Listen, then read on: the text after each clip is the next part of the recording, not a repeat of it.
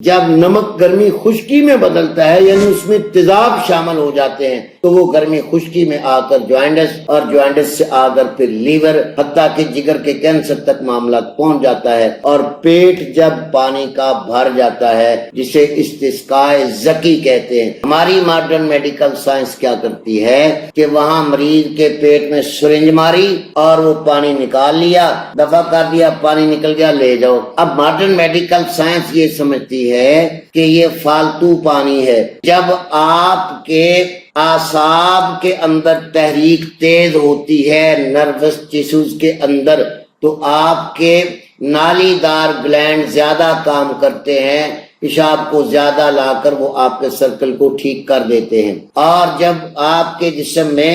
عضلات تیز ہوتے ہیں تو آپ کے جسم کی گرمی اندر روک لی جاتی ہے، جس کی وجہ سے زہریں بھی اندر رک جاتی ہیں اور ایسی جوائنٹس جیسی بیماریاں پیدا ہو کر انسان کی موت کا سبب بنتی ہیں۔